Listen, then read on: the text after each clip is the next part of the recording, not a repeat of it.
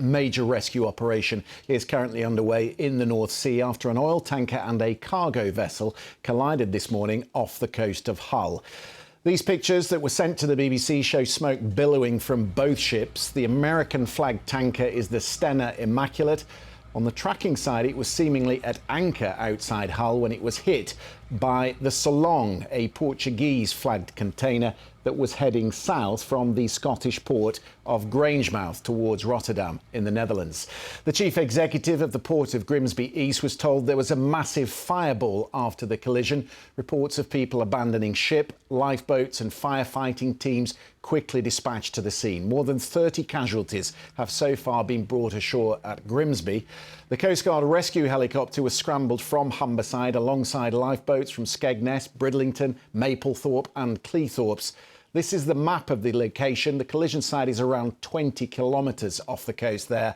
And if we switch to this map from marine traffic, then you will see that at the time there were a lot of ships in that area. As you would fully expect, on any given day, there is a lot of shipping that comes in and out of the Humber estuary and the container port in Hull. So an obvious question, why was more care not being taken? Let's speak to our reporter, Rowan Bridge, who's just arrived in Grimsby for us. Let's start with the rescue, Rowan. What do we know about the crews on board?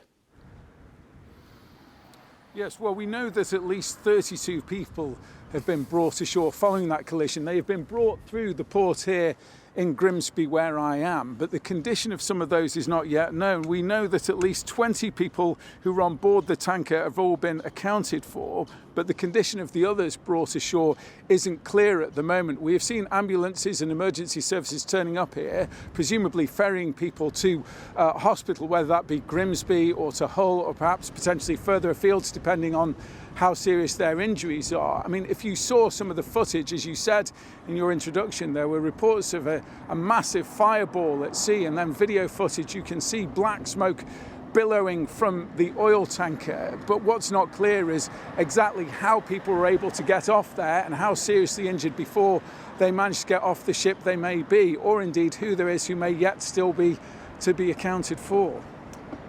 It seems a fair day behind you, Rowan. Do we know what conditions were like out at sea?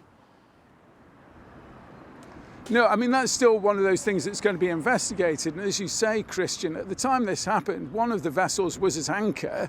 It had travelled from Greece up towards the port of Hull and was anchored off the coast of East Yorkshire here when it was struck by the cargo vessel. Now, what's not clear is why that could happen in daylight conditions today.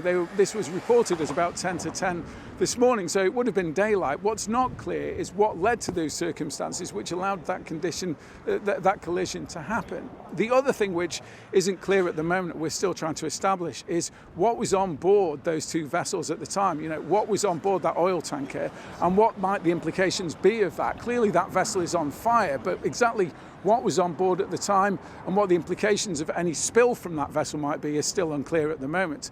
The investigation branch have arrived here. They are starting preliminary investigations. The Marine Accident Investigation Branch have begun their preliminary investigations into what happens here, but we are still very much in the early stages of this, as you might gather.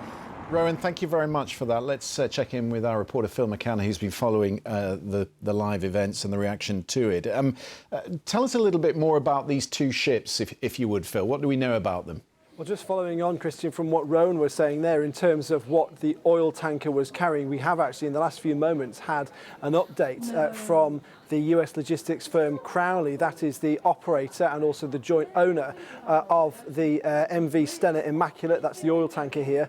And it says that it was carrying jet fuel when it was hit by the container ship Solong in the North Sea this morning. So not crude oil, but jet fuel. The hope, of course, will be that that is the kind of fuel that can dissipate as opposed to the kind of oil that can cause huge environmental damage, especially on coastlines. Significantly, they've also said that all of the ship's crew of more than 20 are safe and accounted for, but they say jet fuel is pouring into the sea.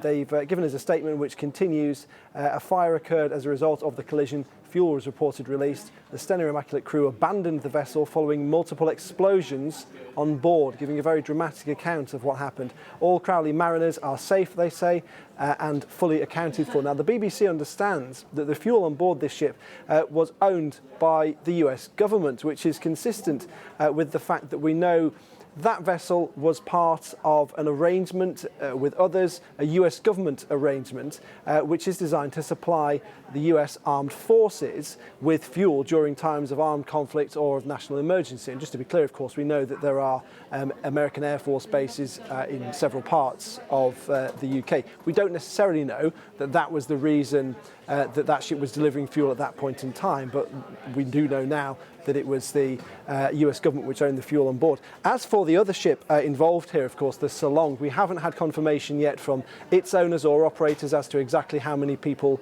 were on board. We know that it was 32 people who have so far been reported to have been rescued and brought ashore at Grimsby, and also no detail from them as to exactly what happened to cause this collision.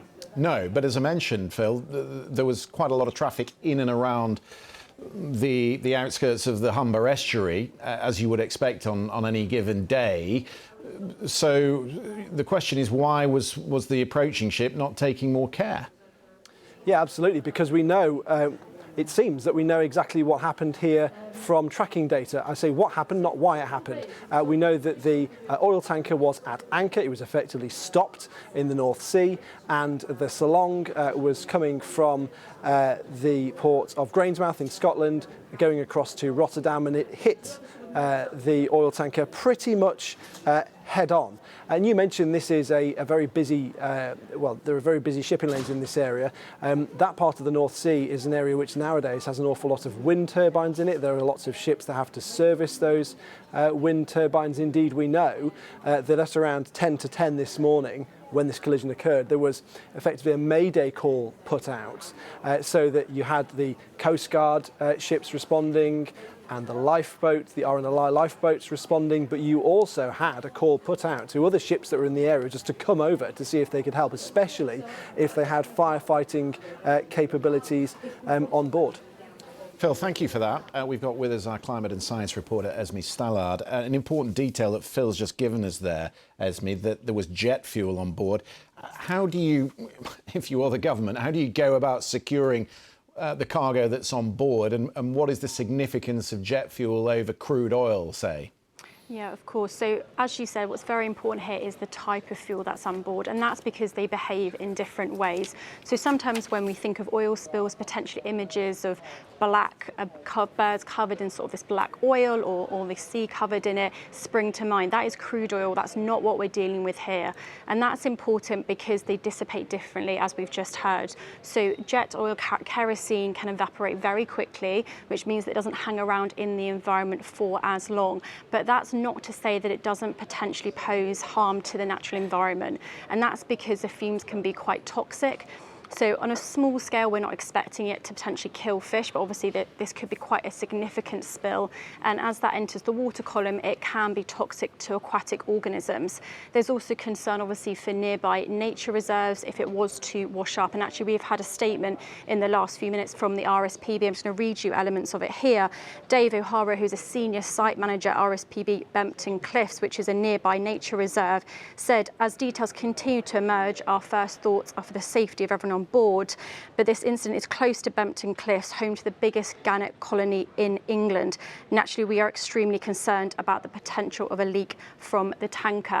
Now, there's obviously been a very quick response, as we've seen from the UK Coast Guard, and they said to us, as part of that response, that we're also looking at a counter-pollution activity to try and prevent that oil dissipating too far into the sea. But one thing to point out about Jet A1 fuel or kerosene is that it is very, very difficult to see. It will be a sheen-like look on the surface. It won't be, as I mentioned, like crude oil. It won't be thick and black, which could potentially make the cleanup operation fairly difficult. Yeah, but obviously huge anxiety for communities in Grimsby, Scarborough, Cleethorpes, big fishing communities who fish that area of the North Sea and not particularly far off coast. Exactly. We've already heard there from the local authorities that locals have raised their concerns with them about the potential environmental impact.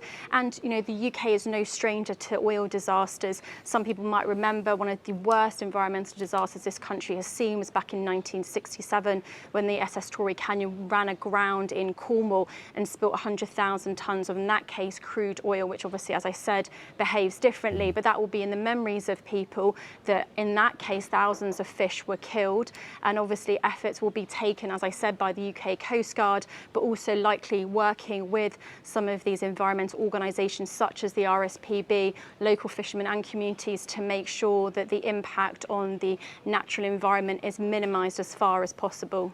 Government says they are sending crews to try and limit the spill. Obviously, we were just talking to Rowan about this, the weather will be important, will it not? It absolutely will be. So at the moment, as we've seen in some of the pictures, there is a massive fire. So obviously that will restrict access and how close some of those crews get to the site of a potential oil spill. But as you mentioned, both the sea conditions and the weather conditions will affect where a spill may move to. So if we're getting winds that could blow that further south, and of course they'll be looking at that, they'll be assessing some of the movement of that. And the tools that they can use also include satellite imagery, and they can pick up potentially where that is spreading, as well as looking at other signatures of the oil. It's really useful stuff. Thank you for that, Esme. Let's keep our fingers crossed on those weather conditions then. Here's Mike Ross. He is the leader of Hull City Council. He's been giving his reaction to the collision and what actions are now being taken to contain that damage. First of all, my thoughts go out to all those involved in this terrible incident.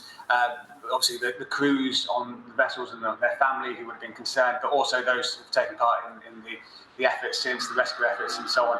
A major operation. And so I'm just really pleased that so far people have been rescued and taken ashore, and I hope that there's more positive news as this unfolds. I've been contacted by people locally, both within the council and outside, who are obviously very concerned about this. It is obviously for those involved a terrible incident, but just in terms of the impact on the coast and the air as well, I'm sure there's going to be a lot of concern.